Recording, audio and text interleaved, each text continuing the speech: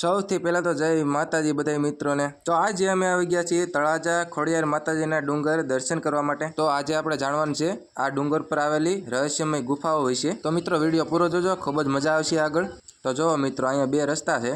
આ નીચેની તરફ દેખાય એ ખોડિયાર માતાજીનું મેઇન મંદિર છે અને આ જે ઉપર દેખાય છે સફેદ કલરનું એ જૈન મંદિર છે। તો ચાલો મિત્રો હવે શરૂઆત કરીએ ગુફાઓ તરફ જવા માટે। મંદિરના પાછળના ભાગમાં આવો એટલે જુઓ આ પગપાળા કેડી છે એ જ બધી ગુફાઓમાં જવા માટેનો રસ્તો છે। તો મિત્રો અહીંનો ખાલી વ્યૂ જુઓ તમે, આખું જ તળાજા સિટી દેખાય છે અહીંયાથી। તો ચાલો મિત્રો હવે તમને ગુફાઓ બતાવું। જો આ ગુફા છે, આ ડુંગરની ઉપર આ પથ્થર કેવી રીતે કાપીને બનાવી છે જુઓ તમે। આપણે જેમ અત્યારે મકાન બનાવી તેની જેમ જ આ ગુફાઓને પણ કોતરીને બનાવવામાં આવી છે જુઓ તમે। તો મિત્રો જો અમે ચાલીને અહીંયાથી જતા હા ને આ ગુફામાં જતા હતા, જોવા અંદર શું હતું ને હાલો તમને બતાવું।